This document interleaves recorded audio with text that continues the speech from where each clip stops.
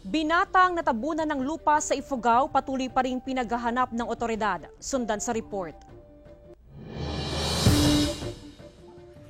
Patuloy ang sinasagawang retrieval operations ng otoridad sa gumuhong lupa sa Sitio Sumigar, Barangay Viewpoint, Banawe, Ifugao. Naranasan ang landslide sa lugar sa kasagsagan ng bagyong Ulysses. Higit isang linggo na ang nakalipas simula ng isagawang retrieval operations noong November 12. Tapos mga iba na ilibing na, yung mga iba umibigil pa ngayon, hanggang ngayon.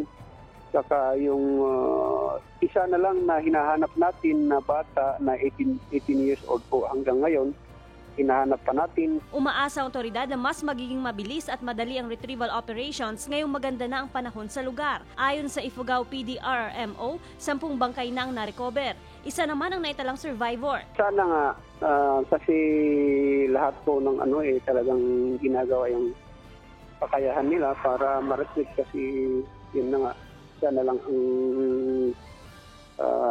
naiwan na mag-isa.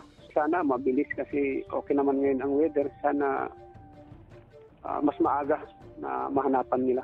Matatandang nasa gitna ng clearing operation sa matauhan ng DPWH nang sumilong sa bunkhouse ang mga biktima dahil sa malakas na hangin at matinding buhos ng ulan na dulot ng bagyong Ulysses. Kalaunay gumuho ang bahagi ng bundok at natabunan ang abandonadong bahay sa paanan ng bundok kung saan pansamantalang sumilong ang mga empleyado ng DPWH at iba pang mga biktima. Joan Punsoy, Balita Amyanan.